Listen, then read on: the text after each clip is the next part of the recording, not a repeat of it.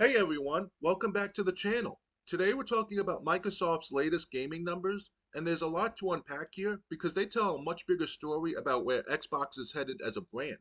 Microsoft's gaming revenue is down 9% year on year, content and services are down 5%, and Xbox hardware revenue has fallen a massive 32%. On the surface, those are rough numbers, but when you put them into context with what Microsoft has been saying publicly, especially through Phil Spencer, it becomes clear that this is part of a much larger shift in strategy. Xbox is no longer trying to win purely on hardware, and in many ways, they already accepted that the traditional console war is not their primary battlefield anymore. Let's start with the big picture.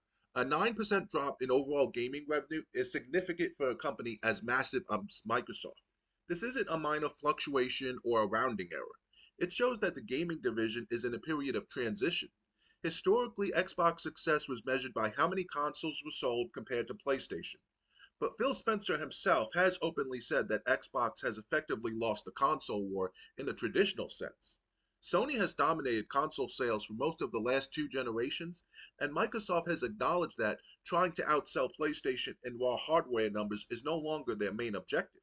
Instead, they're shifting toward being a software and services company that just happens to make consoles rather than a console company that also sells games. When we look at content and services being down 5%, that's where things get especially interesting. This category includes Game Pass, digital game sales, and Xbox's broader ecosystem of software driven revenue. Game Pass has been positioned as the future of Xbox, the backbone of their business model. So seeing a decline here raises important questions. Is Game Pass growth slowing? Are fewer people subscribing than Microsoft expected? Or is this more about changing spending habits where players are being more selective about what they buy and subscribe to? A 5% decline isn't catastrophic, but it does show that even Microsoft's strongest pillar isn't immune to market pressure.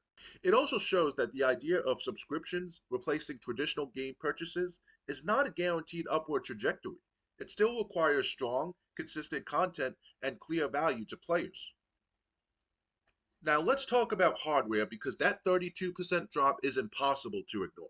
Xbox hardware revenue falling by nearly a third year on year is massive, but in many ways it aligns perfectly with what Phil Spencer has been saying.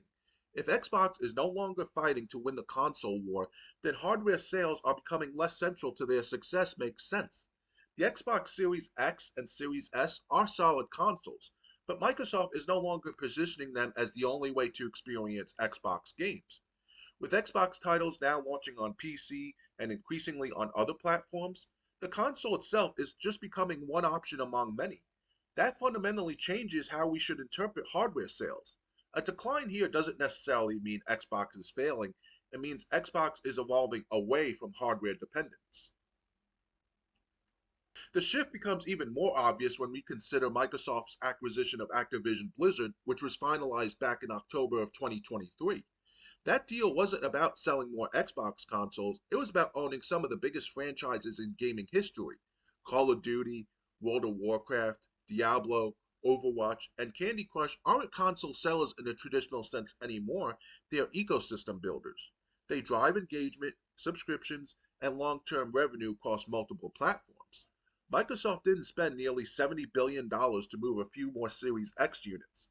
They spent that money to control content, to own IP, and to make Xbox a software powerhouse that exists everywhere players are, not just in living rooms. This is also where Phil Spencer comments about exclusivity coming into play. He made it clear that Xbox is moving away from the idea that exclusives exist primarily to sell consoles. Instead, exclusives now exist to strengthen Xbox as a brand and a service. That's why we're seeing more Xbox games release on PC day one, more cloud gaming support, and even Xbox titles appearing on platforms that would have been unthinkable about a decade ago. Microsoft is prioritizing reach over restriction. They're choosing to put their games in front of as many players as possible, even if that means sacrificing the traditional advantage of console exclusivity. When you connect all these dots, the 9% overall revenue decline starts to make more sense. Xbox is in the middle of a transformation. Hardware is becoming less important, software and subscriptions are becoming more important, and the company is repositioning itself as a gaming platform rather than a console manufacturer. The short term result of that transition is instability. Numbers fluctuate. Growth slows in some areas while new strategies take time to pay off. That's exactly what we're seeing here. The 32% hardware drop, while shocking, actually supports Microsoft's narrative. If Xbox truly believes the future is in software and services, then hardware becoming a smaller slice of the pie is inevitable. Consoles are no longer the gatekeepers, they're just one of many access points. That's a radical shift from how console gaming has worked for decades, and Microsoft is the first major company to fully embrace it. But that doesn't mean everything is automatically successful. The 5% decline in content and services shows that the subscription model still has limits. Players won't subscribe just because a service exists. They need consistent, high quality releases. They need value that feels undeniable. This puts enormous pressure on Microsoft to deliver with their first party studios, including the newly acquired Activision Blizzard teams. Game Pass can only grow if the content justifies it.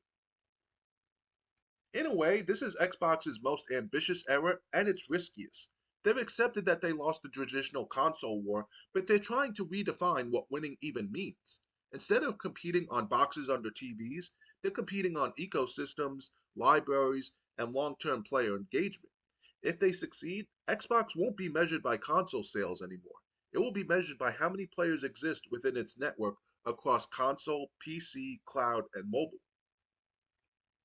And that's why these numbers matter. They're not just about profit and loss, they're about a company rewriting the rules of the gaming industry. Microsoft is betting that software ownership, subscription services, and platform reach will matter more than hardware dominance. The next few years will show whether that bet pays off. If you're enjoying this kind of deep dive analysis into the gaming industry, make sure you give this video a thumbs up, subscribe to the channel, and ring that notification bell so you don't miss any future uploads. It really helps the channel grow and lets YouTube know you want more content like this.